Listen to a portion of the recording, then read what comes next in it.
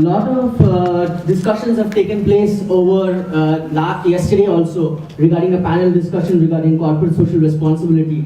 And it is now my responsibility to, exactly put some perspective into corporate social responsibility and try to understand where we are going towards and what exactly corporate social responsibility means. So in the panel discussion yesterday, there were certain terms which were used, something like fancy, sexy term, sustainability, greenwashing, blue washing, fashionable, expensive, privilege of the MNCs, theory but practices behind. All of these require a lot of attentions to be made, because when we understand this greenwashing, blue washing and all this washing, it's nothing but a sense of eye washing which is coming into being, but I don't really believe that corporate social responsibility is only that. In fact, when we talk about sustainability, I'll come back to that. Privilege of the MNCs is not really a privilege of the MNCs, because even domestic firms do corporate social responsibility on a very large scale. Theoretically, it's quite strong, but practically, if we talk about the practice of it, then we find that then we find that it's quite disorganized in a particular sense. So it's my strong recommendation that it is not a fancy term, because for the last 60 odd years, corporate social responsibility have been studied by academicians, and there were a lot of practices. In fact, this debate has taken place from 1953 and today is 2013. So it's the last 60 years of debate that has taken place over the years for all the scholarly works that have taken place. It is quite an old term. It is revolution took place. This thing started gaining grounds.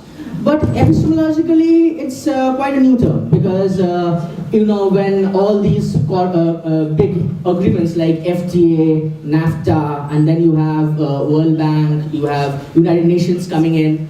During those period of time, it was said that the developing countries of the world, their governments were not functioning properly. We need to go for NGOs, and NGOs were moderated obviously by the World Bank, by United Nations. And then it was seen that, okay, so we invest money, but what we don't see is a very quick profit. So let's go to the corporates. So corporate social responsibility gains ground. And of course, when I look at it from a very dissect corporate social responsibility, 3 different terms, I find very interesting things emerging out of it. One of it is that when we look at it from a corporate identity perspective, how you identify yourself, how does a corporate identifies itself with a certain, with society. So there are 2 kinds of identities that emerge. One is a very solidarist identity, which is saying, okay, the corporate will only look for economic responsibilities, economic benefits.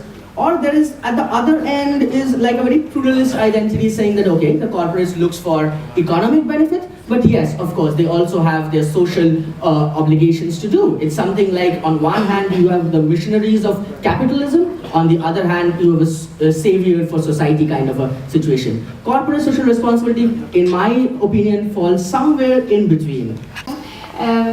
I'm not sure whether I understood it well at the beginning. So you think CSR should not be a fancy term anymore? Of course. Of course. CSR should not be a fancy term. For the last 60 years, there have been researchers on CSR.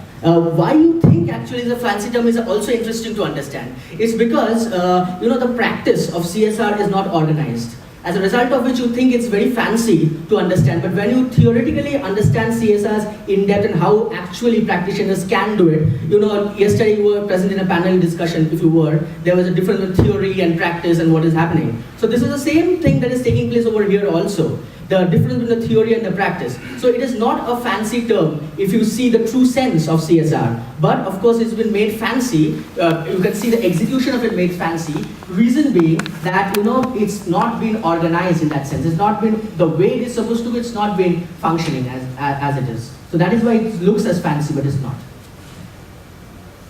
But fancy is a positive word. So why wouldn't we use this word for defining the CSR? Fancy is a positive word, but fancy is a very light word. Fancy. I have a fancy dress. So it's a very, to me, it's a very light word. It may be. But it's marketing, you know, so it's a good marketing if you can. Actually, I'll make the comment there that CSR is not marketing. CSR, one component of CSR is marketing. It's an interdisciplinary aspect. So these fancy things are taken from marketing. Sociologists will take something else. Anthropologists will take something else. And then you have culture studies will take something else. So it's a combination of all. And when you see these fancy things in CSR, of course, it's marketing. You know, marketing is a fancy thing. I think CSR is mostly marketing. That's why I think that would help.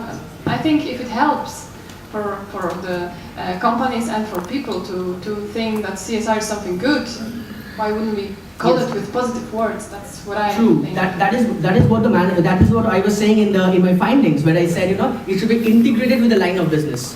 Then only it will be good, and then it will add positive to society. Okay, thank you. Yes.